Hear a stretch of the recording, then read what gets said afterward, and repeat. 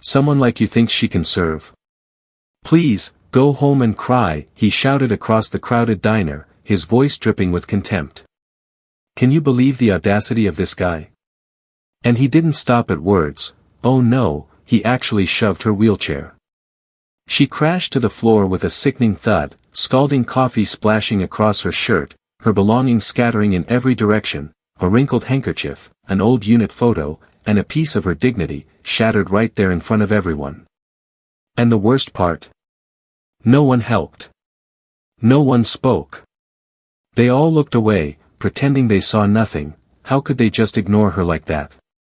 She quietly gathered every piece with trembling hands, her strength shining through even in that awful moment of humiliation. Later, can you imagine the relief? A military Humvee roared into the parking lot, its engine growling like a beast ready to defend its own. 3 U.S. Marines stepped out, their uniforms impeccable, their eyes like steel. Wow, what a sight. They didn't say a word, they didn't need to. They just walked forward with purpose, and the entire diner stood up in awe. Isn't that incredible? Welcome to Heartfelt Gratitude Stories, where tales of compassion and kindness tug at your heartstrings. Let's dive in and uncover what really happened that day. Imagine a sleepy little town where the days stretch out slow and steady, White Falls, Montana, a place where the wind whispers secrets and the past lingers like dust on an old shelf. Can you picture it? The Liberty Bell Diner sits right in the heart of it, alive with the clatter of forks against plates, the rich, warm scent of fried onions curling through the air, and that bell above the door jangling a little too loud every time someone steps inside. Jessica McMillan, just 21 and full of restless energy, wipes down the counter for the 5th time that day. Can't you feel her itching for something more? She's only been at this job for 6 months, but oh, it's already woven into her soul like a favorite song. The routine wraps around her like a cozy blanket, the sizzle of the grill, the chatter of familiar faces, the way the sunlight spills through the windows onto the worn linoleum floor. This town doesn't buzz with excitement, no way. It's a quiet haven for veterans who tuck their war stories away and locals who only ask questions with a slice of pie in hand. But then there's her. How could anyone miss her? Margaret Dawson, Maggie to everyone who knows her, rolls in 3 days a week, and Jessica's heart skips a beat every time. At 50, Maggie's eyes hold the weight of 3 lifetimes. Can you even fathom that kind of burden?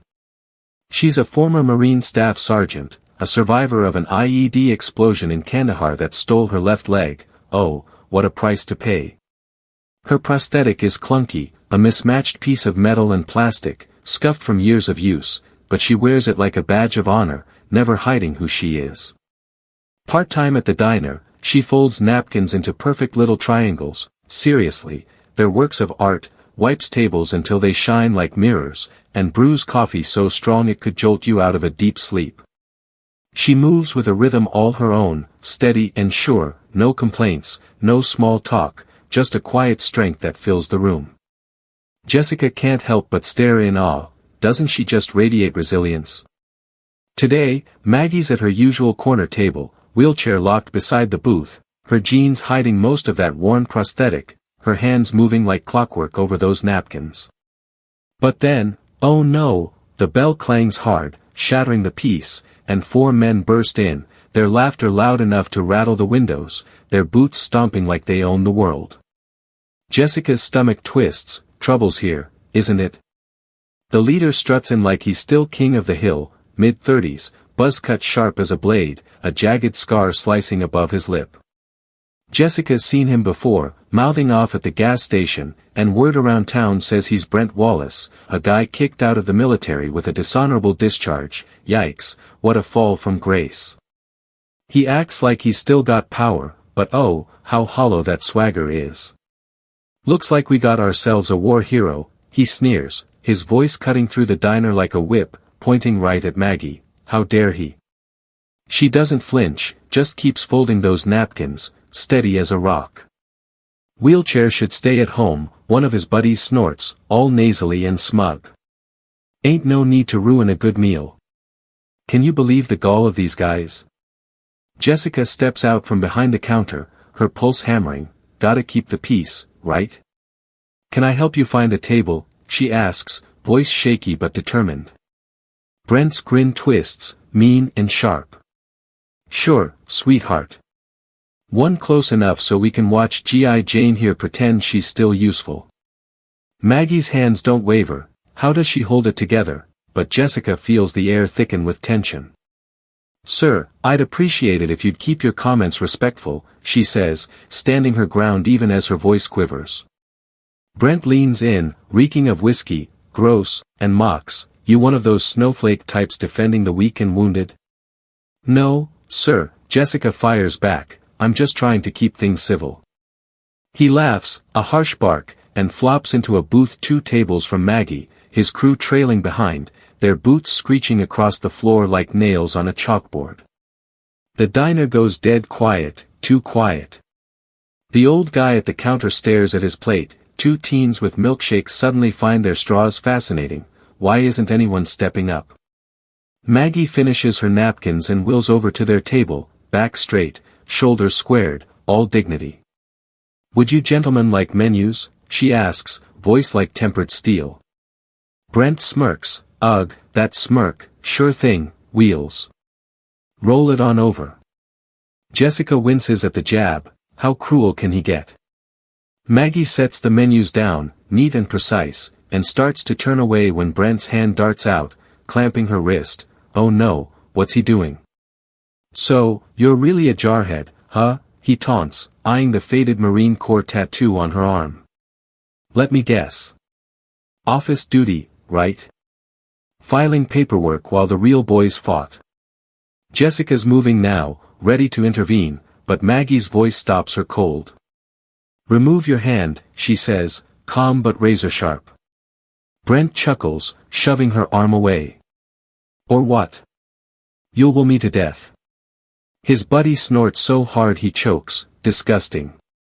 Jessica's fists ball up, she glances around. "Where's Dave, the manager, when you need him?" Maggie starts to roll away, but Brent sticks out a foot, blocking her wheel. "Did I dismiss you, Marine?" he jeers. Jessica's halfway there. Can this get any uglier? When it happens. A beefy guy from Brent's crew, all patchy beard and bad attitude, lumbers up behind Maggie and, bam, shoves her wheelchair hard. It slams into a table leg, tips over with a crash that echoes, coffee cups shatter, silverware flies, and Maggie hits the floor with a gut-wrenching thud, her prosthetic twisting under her, her body crumpling. How could they do this? Jessica freezes, hand over her mouth, legs locked. Maggie sprawled there, one hand on the tile, the other scrambling for her spilled purse, a crumpled handkerchief, a battered wallet, a faded photo of her unit fluttering away. Her face stays blank, but her eyes, oh, those eyes, scream pain and shame. And still, no one moves, not the old couple by the window, nobody. Until a tiny voice pipes up, "Dad, is she a soldier? Like you were?" Jessica spins, thank heaven for that kid, an 8-year-old boy, wide-eyed, sits with his parents. His dad, in a beat-up jacket with Desert Storm patches, stares at Maggie, then at Brent's crew. "Yes, son," he says slow and heavy, and from the looks of it, a real one. He stands, pulls out his phone, and steps outside. "Help's coming, right?" Jessica shakes herself awake and rushes to Maggie, who's already hauling herself up, flipping her wheelchair with a strength that's almost superhuman. How does she do it? "You okay?" Jessica whispers, kneeling close. Maggie nods, jaw clenched, hands trembling. "I'm fine," she says, "but it's tight, forced." Brent yawns loud and fake. "Man, these floor shows just keep getting better." Jessica whirls on him, fury blazing. "You need to leave, now." He smirks. "Or what?" Then, hallelujah, the door swings open, and a deep rumble shakes the air, a military Humvee roars in. 3 figures step out, shadows against the sunlight. Wow, what a sight. The gravel crunches under their boots as every head turns, dust clings to that tan beast of a vehicle, but it's pure power. First, a grizzled man with silver hair and a cane, every limb a medal of honor. Then a young Marine with an empty wheelchair, eyes old beyond his years. Last, a woman captain, all steel and grace. Can you feel the authority? They march in sync, and the diner holds its breath. Brent's crew shuts up, about time, as the air shifts like a storm's rolling in. Straight to Maggie they go, no hesitation. The lead Marine stops sharp, salutes crisp and true. Staff Sergeant Dawson. Ma'am, forgive our delay. Maggie blinks, can you imagine that shock, and salutes back, proud and steady. At ease, Master Sergeant. He grins. Not till this place knows who you are. The young Marine steps up with the wheelchair but backs off when Maggie grips hers, smart kid. The captain's gaze sweeps the room, landing on Brent. Ooh, they're toast now. No words, just pure force, and they shrink. Jessica's heart races. Was there ever a silence this strong? The boy tugs his dad's sleeve. Dad, those are real Marines, right? His father, phone down, nods soft. Not just real, son. Family.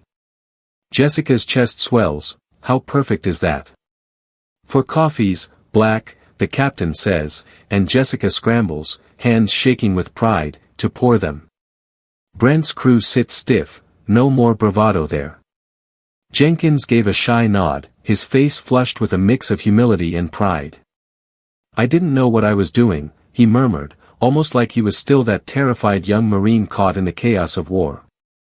Can you imagine the uncertainty he must have felt? What does it take to stay grounded in the heat of battle, to keep going when everything inside screams for you to give up? It's easy to assume that bravery is something you're born with, but maybe it's simply what you do when there's no other choice. Maggie's reply came steady and sure, her voice a quiet anchor in the storm of memory. You kept your head down. That's what mattered. Isn't that the truth? In the heat of battle, survival sometimes feels like the bravest thing of all. The world's spinning around you, chaos and danger at every turn, and still, you find a way to make it through. Is that not courage in its rawest form? Captain Rodriguez flashed a slight, warm smile, her words slicing through the air like a ray of sunlight. They told me afterward that you dragged Jenkins back after the first blast, pulled him by his flak jacket with one hand while laying down suppressive fire with the other. Can you even fathom it? One hand hauling a wounded comrade, the other spitting bullets to hold the enemy at bay. What kind of courage does that take? It's not something you see every day. It's the kind of heroism that stays with you, that you talk about for years, but even that doesn't do it justice. Jessica blinked, her jaw dropping in awe. That wasn't in the report, she said, her voice trembling with disbelief. How could something so heroic slip through the cracks like that? How could no one have noticed the magnitude of what Maggie did? Doesn't she deserve every ounce of recognition for what she did? The Marines swapped a glance, a silent pact sealed in their eyes. We were there, we don't need to justify it to anyone. Their bond was a fortress, built from blood, sweat, and unspoken loyalty. They didn't need words to say what they felt, it was in the way they stood together, shoulder to shoulder, like a unified front that no one could break. Over in his corner, Brent cleared his throat, loud and obnoxious, but oh, how the defiance had drained from him. Now it was just nerves rattling in his chest. He leaned over, whispering something frantic to one of his cronies, who nodded and half stood, ready to flee. But Master Sergeant Wilson spun around, his voice calm as steel, stopping the guy cold. Sit down. Oh, the power in those two words. It wasn't a suggestion, it was a command that pinned the man back in his seat. There was no questioning it. No escape. Brent glared, but his tough guy act was crumbling fast. You can't tell us what to do. We're civilians, he snapped, though his voice wavered like a kid caught in a lie. Can you feel the arrogance bleeding out of him, replaced by something far less intimidating, fear? Wilson's eyes locked on him, unyielding. You shoved a disabled veteran out of her wheelchair, he said, each syllable dripping with quiet fury. In front of witnesses. In my book, that's assault. And isn't it just that? How dare they treat Maggie like she was nothing, after all she'd sacrificed? The audacity to show such disrespect, it was unfathomable. Brent sneered, but you could see the fear creeping into his sweaty face. Call a cop then. The words stumbled out, weak and panicked. He knew the game was up, but he still tried to shift the blame. Before anyone could blink, Jessica's voice cut through the diner like a thunderclap. Already did. All eyes swung to her, and she held up her phone triumphantly, proof she wasn't about to let this slide. I called them right after she hit the floor. They're on their way. Way to go, Jessica. Who knew she'd be the one to step up like that? Can you imagine the adrenaline pumping through her veins in that moment? Standing up for someone who needed help, without a second thought. Captain Rodriguez turned to her, her face a mask of cool professionalism, but her eyes softened with a flicker of respect. Smart, she said, and that single word felt like a metal pin to Jessica's chest. Doesn't that feel good? A simple acknowledgement, and it meant everything. Maggie shifted her wheelchair just enough to face Jessica, her voice low but brimming with something raw. You called them? She asked, almost like she couldn't believe someone had her back. Isn't it amazing, the power of having someone stand up for you, when it feels like no one else will? Jessica swallowed hard, her heart pounding. I couldn't just stand there, she said, her words simple but fierce. And why should she? How could anyone stand by while Maggie was disrespected like that? It wasn't just about right and wrong, it was about doing what was human. A flicker danced across Maggie's face, something vulnerable, like a stone wall cracking open to reveal the heart beneath. Thank you, she whispered, and those two words hit harder than a gunshot, heavy with gratitude and grace. How often do we overlook the power of gratitude? How often do we forget that a small thank you can change everything? Right then, the diner door burst open, and two police officers strode in, their sharp eyes scanning the scene, patrons frozen mid-bite, Marines standing tall, and Brent's crew shrinking into their booth like scolded dogs. The air crackled with tension, but help had arrived. Doesn't it feel good when you know justice is finally on its way? Jessica didn't even need to say a word, she just pointed at Maggie, and that was enough. The lead officer, Sheriff Holden, a grizzled vet from the National Guard, clocked Maggie's prosthetic leg in the toppled chair Jessica had quietly righted. He moved toward her with a slow, steady gait, his presence a balm to the chaos. His calmness was like a weight lifted, the promise of something fair coming to balance out the wrongs. Maggie, he said softly, you okay? His voice wasn't just professional, it was concerned, genuine. He saw her, really saw her, and that's what mattered.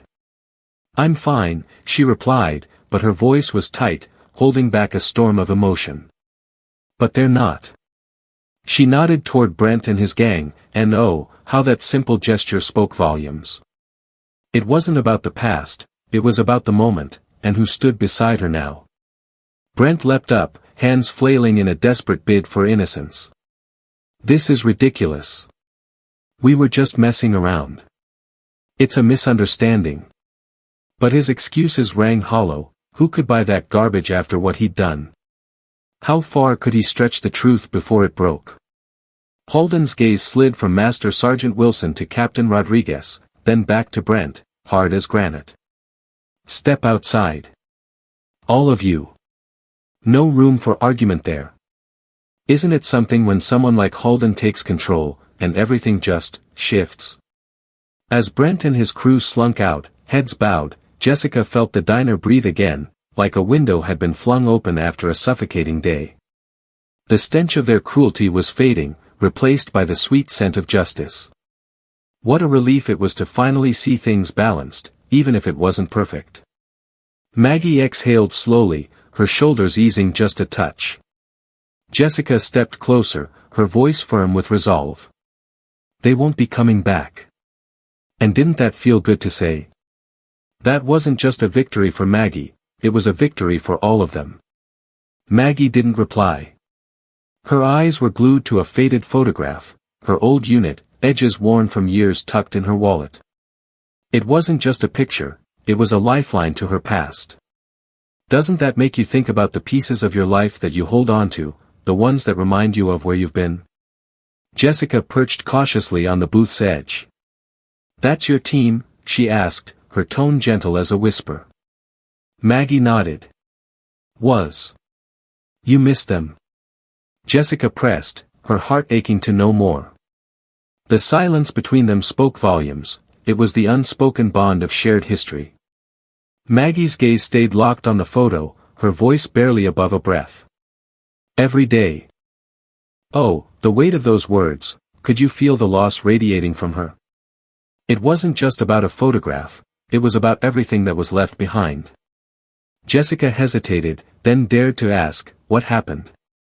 If you don't mind me asking.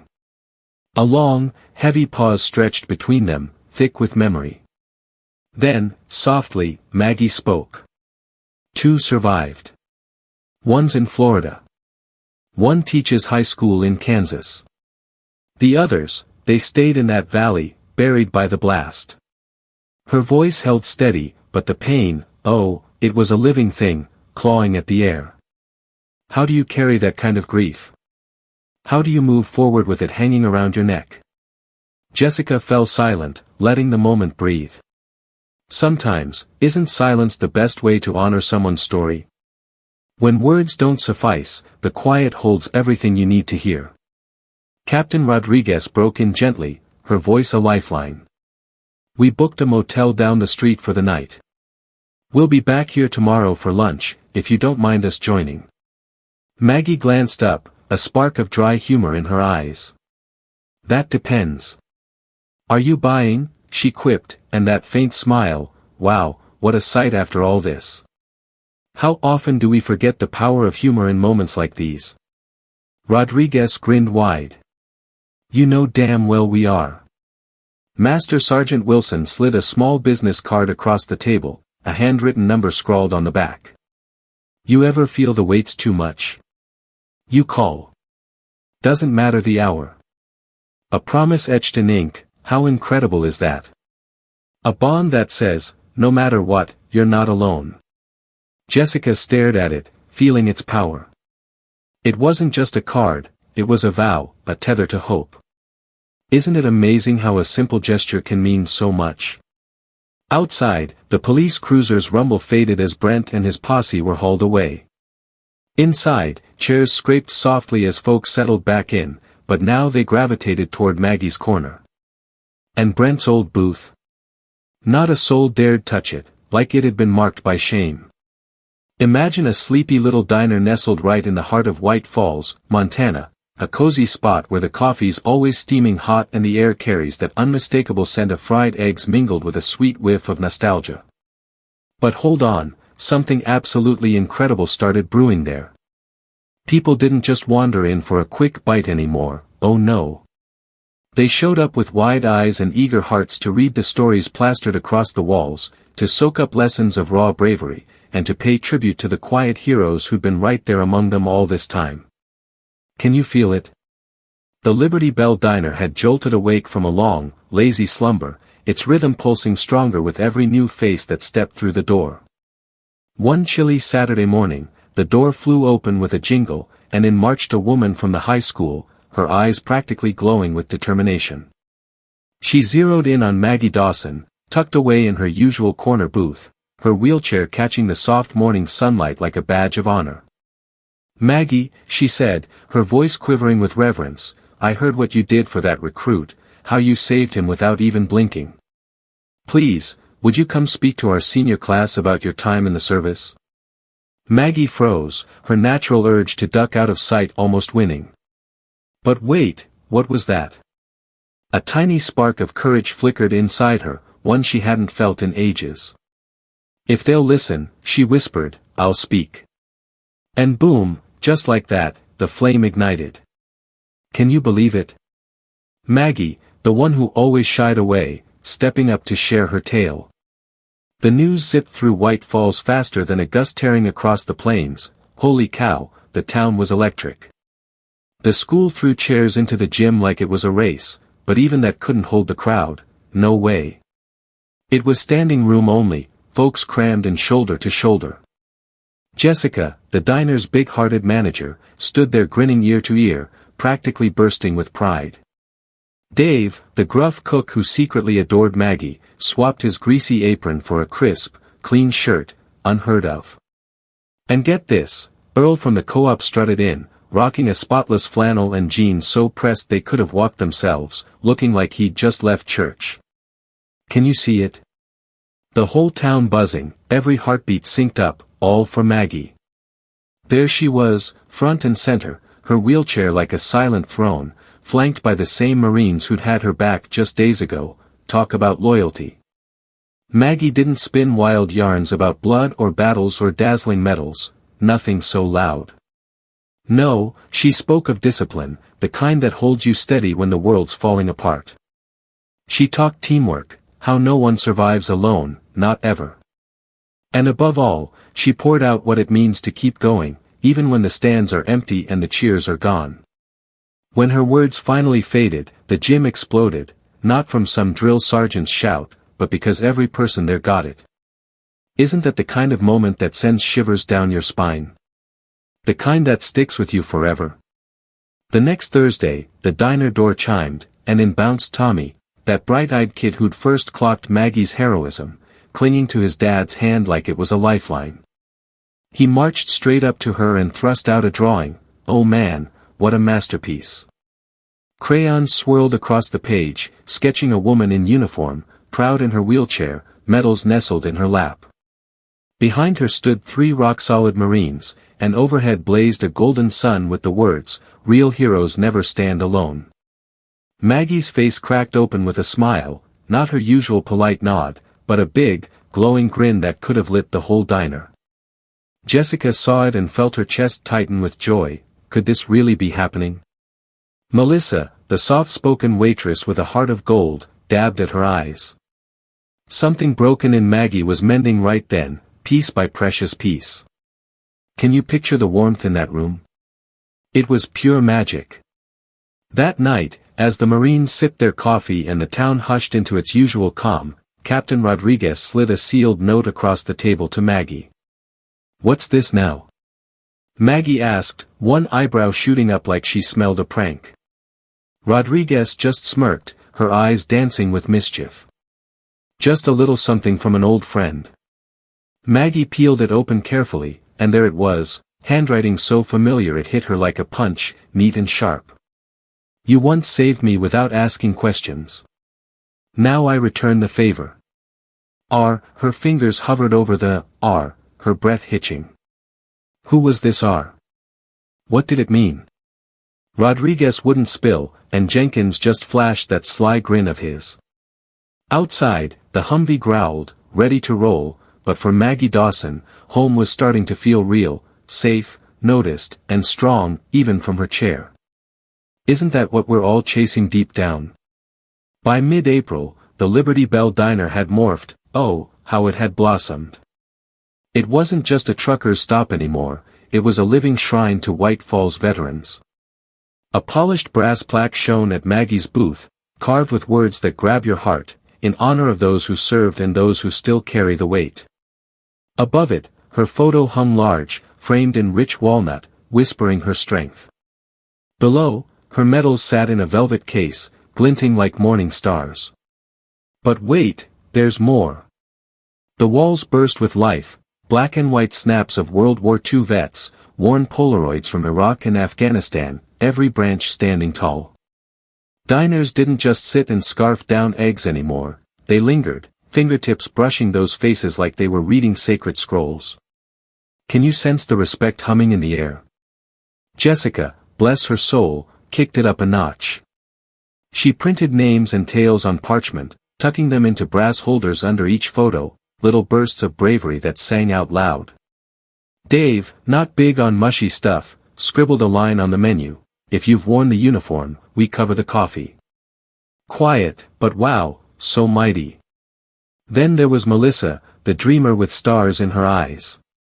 She started taping veteran stories, gruff voices crackling with memory, on a laptop Dave snagged for her.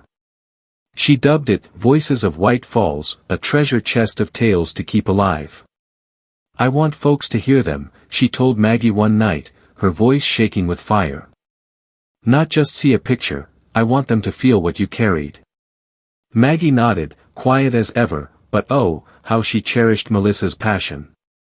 Could a little diner really hold all that soul? Then, one still Tuesday evening, the world tilted again. Maggie was folding napkins, Jessica refilling creamers, when the bell tinkled. In stepped a man, late 50s, wiry, gray hair winning over black, eyes piercing like a hawk's. Jeans, flannel, dusty boots, but something about him screamed different. Maggie glanced up, and her hands stopped dead, shock rippled across her face like a wave. Jessica caught it, her breath snagging. He edged closer, voice barely a murmur. "Hello, Margaret." Maggie didn't, or couldn't, speak. "Never thought I'd find you here," he said softly. Silence. He pulled an envelope from his coat and laid it down. "I won't stay long," he whispered. "Just had to see you." Jessica and Melissa stood like statues. Who was this guy?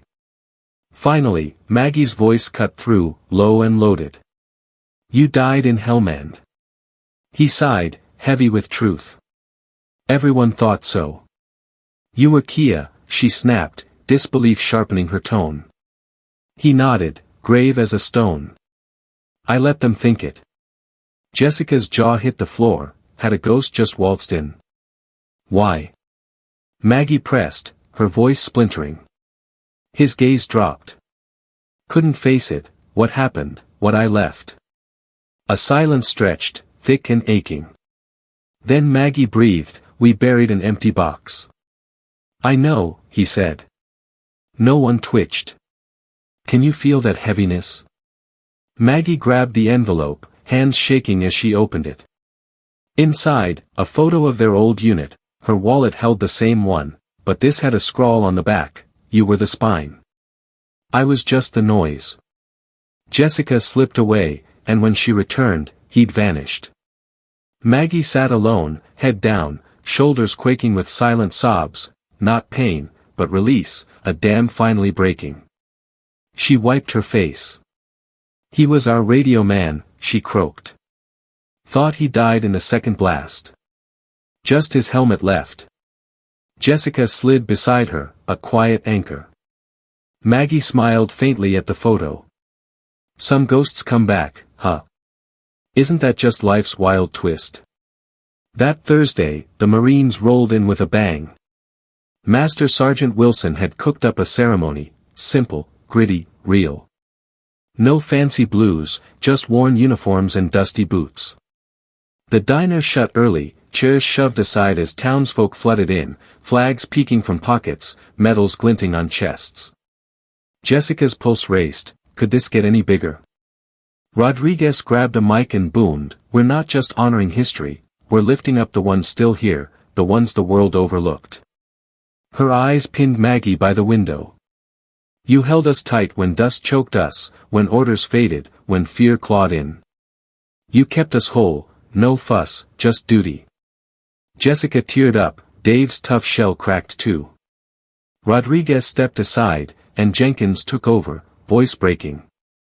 "I was 19, barely shaved, when she yanked me from burning rubble like I mattered. She showed me courage, the kind that doesn't shout, just endures." Tears welled as he faced Maggie. "Staff Sergeant Dawson, we see you. Every Thursday, every coffee, we'll know." The room stood, roaring for Maggie and all she'd borne. Isn't that a legacy that echoes? Next week, a navy blue envelope landed, silver-edged, stamped with the governor's seal. Jessica fished it from the mail, hands jittery, Staff Sergeant Margaret Dawson. She slid it to Maggie, burning with questions. Maggie eyed it warily. "What's that?" Melissa chirped. Maggie slid it open, official, stamped, serious. She read, then pocketed it, mute. Rodriguez and Jenkins burst in, Wilson in tow. "You read it?" Rodriguez grinned. "Yup," Maggie deadpanned. Montana Medal of Valor. Governor's pinning it on me May 27th. Jessica yelped, Memorial Day weekend. Typical, Maggie grumbled, sipping coffee like it was nothing. Can you grasp her cool? Rodriguez chuckled. You in? Maybe, Maggie said, but Wilson smirked. You're going. She didn't fight it, he nailed it. Melissa cheered, we'll watch. Wear that medal. Maggie winked. If it's coffee stained. Soon, the paper blared, White Falls Vet nabbed state's top honor. TV crews begged, but Maggie shrugged. Wall says it all. Rodriguez took the mic, she's what we aim for, strong, good, upright, even on wheels. Isn't that spot on? At the high school, Tommy read his poem, A Hero Doesn't Run or Yell. A hero stays when all else fails. Jessica and Melissa bawled, how could they not? May 27th glowed golden, Maggie in dress blues, pristine thanks to Rodriguez and Jenkins. At the State House, a crowd roared, vets, kin, reporters, and the diner gang up front. Jessica waved like crazy, Melissa's sign shouted, she served us all. Maggie rolled up, steady as steel, and the governor pinned the medal as cheers erupted. She wasn't hidden anymore, she was valor itself. Can you feel that swell of pride? Back home, a sign greeted her, Thursdays with Maggie, honor never retires. The diner overflowed, tourists too, shaking hands, leaving notes. Jessica grinned as Maggie quipped, a weekly gig, huh? Better than live music. Jessica shot back. That summer, a shy girl in a wheelchair stared at the vet wall. Maggie rolled over. Served. No, ma'am, surgery, tough recovery. Maggie nodded. You know fighting, then. She handed over a field medic patch. It's how you carry it. The girl clutched it tight. And so it went, coffee, guts, and Maggie's quiet mark on every soul. Isn't that the sweetest legacy? Kindness shines even in shadows, doesn't it? Unsung heroes don't want fanfare, just a fed soul today. That's life-changing. Forget this story, and it fades, unless we keep it alive. Subscribe to Heartfelt Gratitude Stories, where justice glows, kindness lasts, and quiet heroes shine on.